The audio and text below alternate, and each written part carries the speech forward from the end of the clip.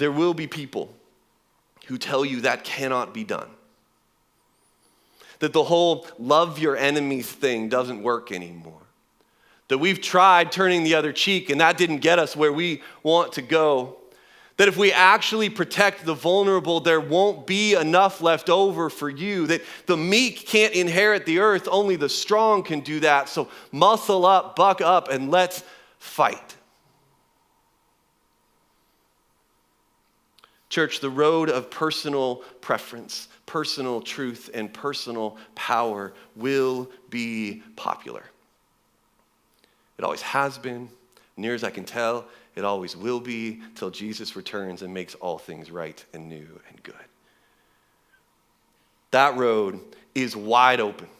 It's full of people, and it feels like freedom because you feel like you have the freedom to focus on yourself, to make yourself number one. But that way is the way of individual power and fleeting popularity and loneliness. I'm not making that up. It's not a scare tactic. It is just what all of human history teaches us. That the way of seeking individual power and individual gain is the way of fleeting popularity and loneliness. It is not building community. Jesus says that to get to the kingdom of heaven, to experience that kind of community now and into the future, that we are going to have to go a different way. So the very next verse in Matthew chapter 7, the golden rule is verse 12. Verse 13 then, Jesus says this: you can enter God's kingdom only through the narrow gate. The highway to hell is broad, and its gate is wide for the many who choose that way. But the gateway to life is very narrow, and the road is difficult, and only a few ever find it. This statement from Jesus, frankly, flies in the face of what I want to do, which is to include as many people under the umbrella of Jesus as possible by removing anything that might feel like a barrier. By just saying, you know what, we are going to follow the desires of God as much as we can figure them out. You know what, we're gonna follow the directions of God-ish. And as long as we kind of ish our way through it, that's fine. We'll just lower the bar and everybody can just be comfortable. This idea of Jesus here is a record needle scratch against our culture's soundtrack of permissiveness and its idolatry of autonomy. It runs headlong against those values of our culture, but it is also an idea, a phrase, words of Jesus that have been horribly misused by the church. Misused by preachers turning their pet peeves into someone else's sins. Used to trample the vulnerable instead of protecting them. Used to condemn the wounded and complicate their way home to Jesus. Used to keep out of our churches the very people that Jesus went to parties with. Now, make no mistake, the narrow way, the narrow gate that Jesus is talking about is exclusive. It does exclude. He says there is a way to get to a kingdom of heaven life. And frankly, y'all, that way is not up to us. We are not the king of the kingdom of heaven. He says there is a way. He says if you want to have that kind of community, now and forever, there is a way to go about that. And he would love to teach you that way and then expect you to walk in it. There's a way. Jesus is not interested in lying to you and telling you that you can get there however you want and make it up as you go along. He will teach you the way and expect you to walk in it. You cannot get to Hawaii by foot or car or horseback, right? You can get there by boat or plane.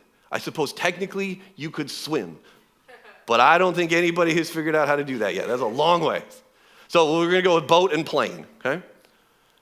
It is not rude of me to tell you that you can only get there by boat or plane. It's not mean of me to tell you you can't drive there. In fact, it would be mean of me and rude to let you start driving with your top down, believing you can get to Hawaii without getting wet. Very, very wet, right? There is a way. There's a way. So yes, the narrow way Jesus lays out is about exclusivity in the sense that it names what is true, and then you get to choose whether you want to walk in that way or not. Whether you want to move in that truth or not.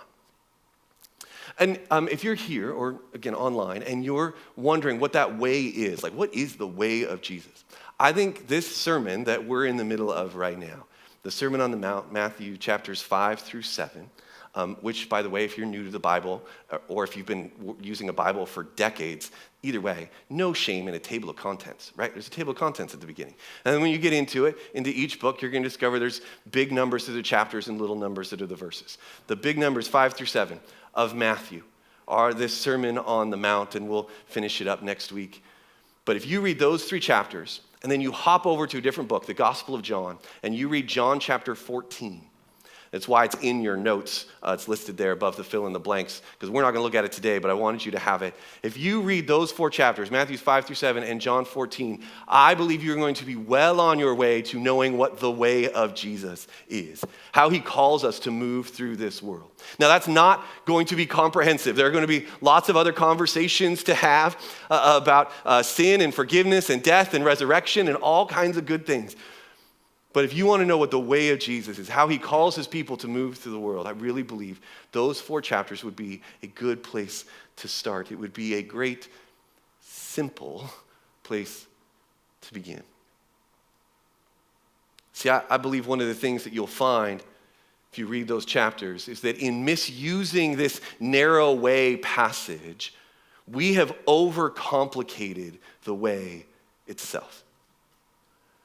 Like the Pharisees did in Jesus' day, adding rules to make the narrow way complicated. Like the church did in the Middle Ages, where the way you were forgiven is you had to be forgiven by the church, and the way to get forgiven by the church was to buy these things called indulgences. There were these little printed tokens that you would pay for, and they were your proof that you had been forgiven by God because you had given money. If that sounds awful, it is, and it led to the entire Reformation movement. So it's bad.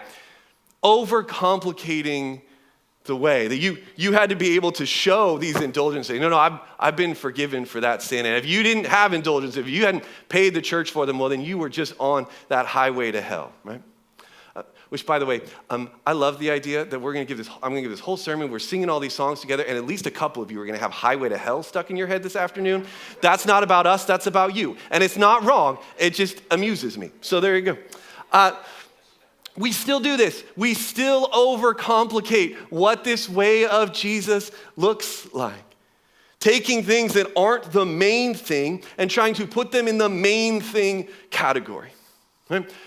Things that aren't even in the Gospels and trying to make them the gospel.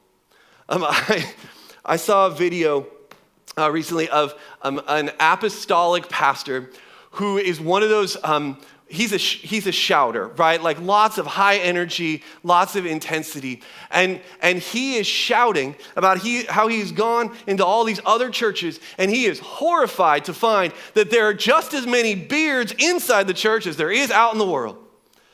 How horrific. He says, you cannot be blessed by God. And he is yelling, he's pumping his fist. You cannot be blessed by God and live in the Holy Spirit and look like the world. Okay, now I am a little biased here, and I just want to acknowledge that. But let's say, even if I'm wrong and I'm doing something sinful here, even if, I can't imagine how that's true, but even if, at the very least, guys, this is not a main thing issue, right? Like to decide that is what is going to separate people from God and that they can't have a conversation with Jesus because of what's on their face. Like, what are we doing? The whole congregation, well, I don't know about the whole, plenty of them roared and applauded. Look, just as much as we don't want to lower the bar into an area of permissiveness from where Jesus has set it, we also don't need to raise the bar of difficulty from where Jesus has set it. What if the narrow way isn't about trying to keep people out, but about trying to keep central things central? What if the narrow way of Jesus is more about moving closer to Jesus than it is about arrogantly knowing the right way? What if the narrow way is about how we treat each other and build community more than it is about how we build walls to keep others out? What if the narrow way is about our obedience to the ways of Jesus and not about condemning the disobedience of others? The narrow way is more about living the values of the kingdom of heaven than it is about promoting the values that make us more comfortable.